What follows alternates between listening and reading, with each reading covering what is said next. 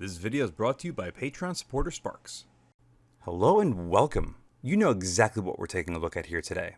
It is the Gen 2 UH-1 by Vortex. This was graciously sent in by Patreon provider Sparks. Sparks, thank you very much. Without further ado, you know exactly what we're doing. We're taking a very close look at the reticle. And here at its minimum brightness, you can see that it is clearly visible until you press and hold the night vision button for about a second, which will enable it, turning the reticle completely invisible.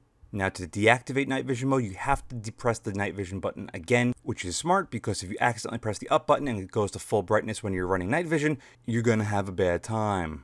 To some of you, you might think that the reticle is not that bright, but when we magnify it with a 3x magnifier, you can see that it is very bright and it blossoms out a little bit. This is the Primary Arms Gen 4 LER that I reviewed a couple months ago that is absolutely fantastic. At minimum brightness, even with the lights on, you could still see the reticle very clearly. With the lights off, even more so. And you can start to see that this reticle seems very sharp. The one complaint that I had with the Gen 1 was that the reticle always seemed grainy to my eye. I feel that Vortex fixed that problem with Gen 2, as you're going to be seeing through the rest of this video. Another thing that I noticed is that with the Gen 1, when I lowered the brightness down past a certain point, the reticle would flash. Here, it does not do that. The Gen 2 Huey at maximum brightness.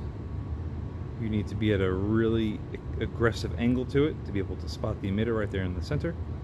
But if you're off to either side a little bit, you don't see anything.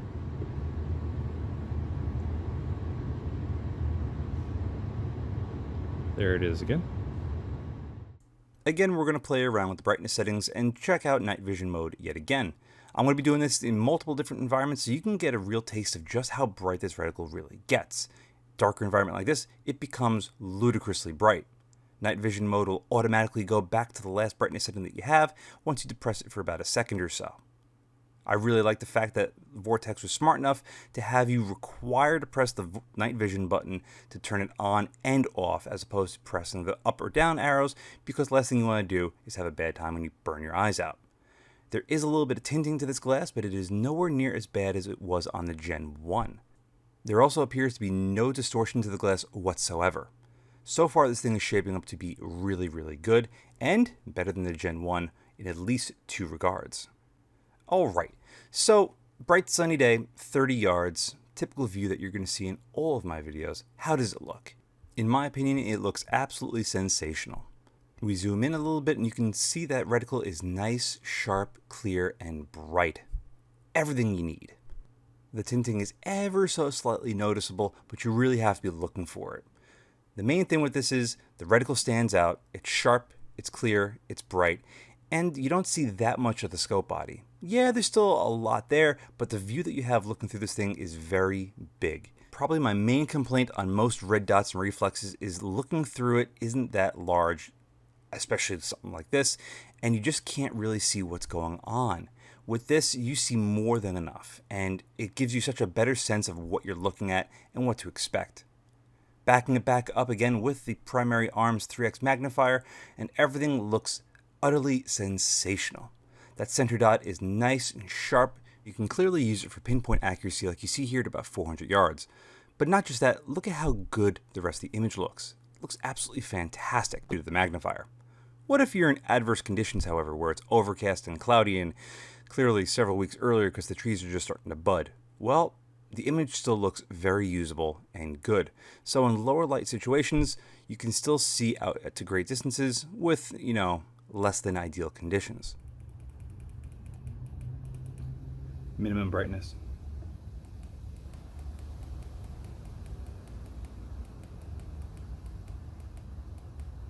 Maximum brightness.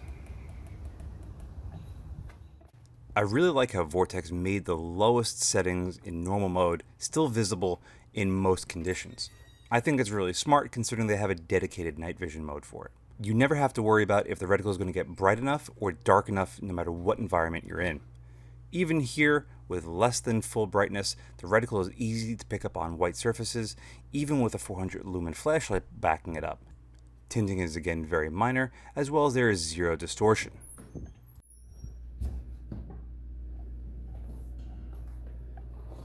Pew pew, pew pew. Now I'm sure many of you are going to be questioning, well, how does this compare to hollow sun optics, either the 510 or the 512?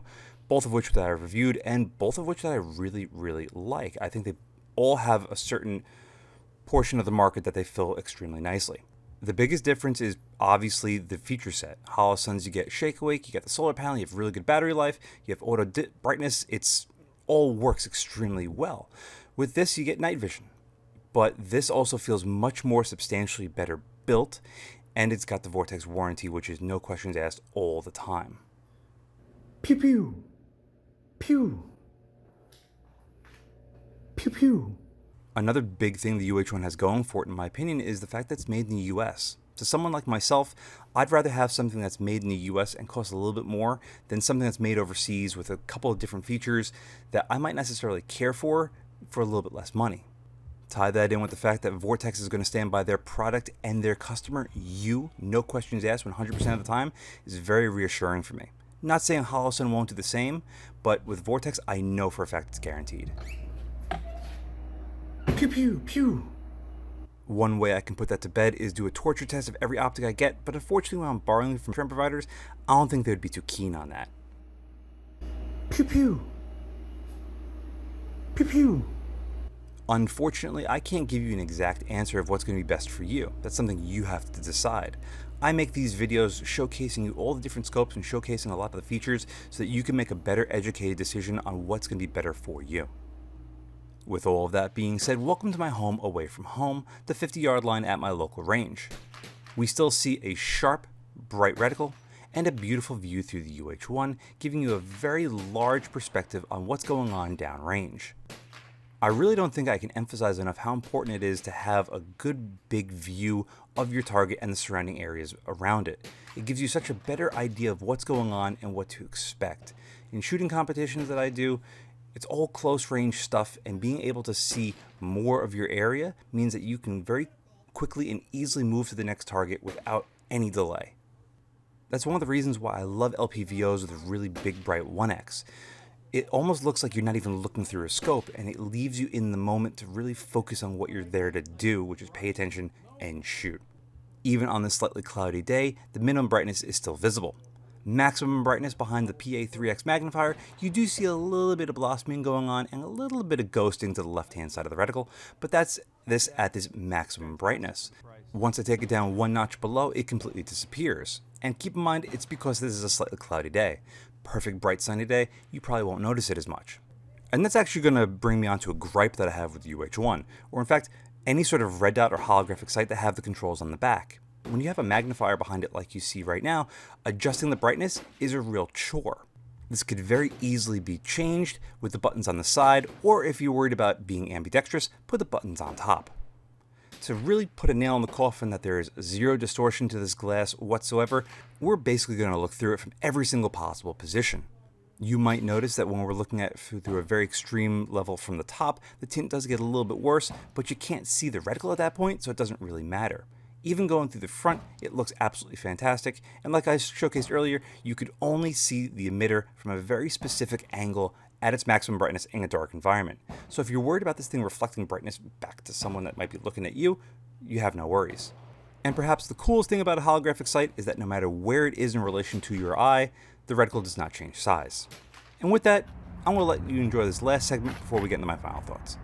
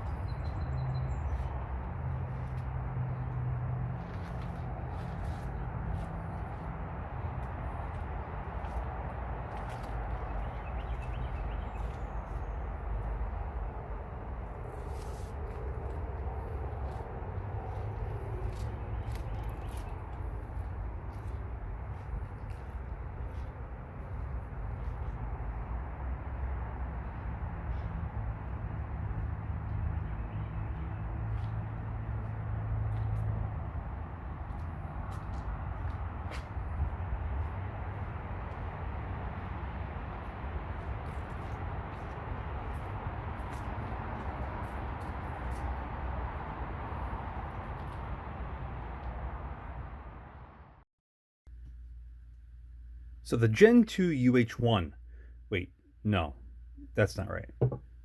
So the Gen 2 UH-1, graciously sent in by Patreon provider Sparks. I told him this would take a little bit of time, and I wasn't joking on this. It's been about 2 months or so, and I feel bad about that. So Sparks, I sincerely apologize for having these as long as I have.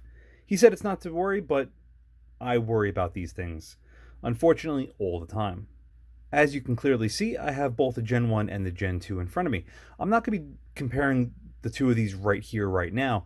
I'm going to actually save that for its own dedicated video, because I think it'll serve for many people out there that maybe have the Gen 1 to see if it's worthwhile to stepping up to the Gen 2 or not. Or if they're looking to buy one of these, which one should they get for what sort of price point? As you've seen in the video though, this thing performs extremely well. And I mentioned it a couple of times, it is better than the Gen 1. I'll leave it at that for right now. The glass, even though it's still slightly tinted, doesn't seem to be as obtrusive, and the reticle is razor sharp, the way it should have been from the factory with that thing. One thing I can make a comparison between these two is the weight. So the Gen 1 is kind of chunky at right around 13 ounces, but Vortex had managed to shave off 1.3 ounces for the Gen 2. And believe me when I tell you this, you can feel that sort of difference. There's no question about it, the Gen 2 is superior to the Gen 1. Is it worth the price difference between the two? In my opinion, yes. No, it's not just that 1.3 ounces, it's the reticle. This is so sharp and so clear to my eye. You've seen it on camera, and you're going to see it when compared to the Gen 1, especially just how much of a difference there is between the two of them. That alone, for me, makes this so much more worth it. And, you know what? If you're running night vision, this is the only one you have to get. It's as simple as that. I've seen these go for around low to mid 400s, and I would say it's 100% worth it. Battery life's going to be different from person to person depending on how often you use it and at what brightness setting, but it takes a standard CR123 battery, and unlike the Gen 1, you have this really nice quick release cap over here to remove the battery. This thing is stellar, and I wholeheartedly recommend it. Sparks, thank you so much for sending this in for review. I apologize for this being as delayed as it has, but thank you all very much for watching. See you again next time. And a very huge thank you to all of my Patreon providers. Without you, this wouldn't be possible.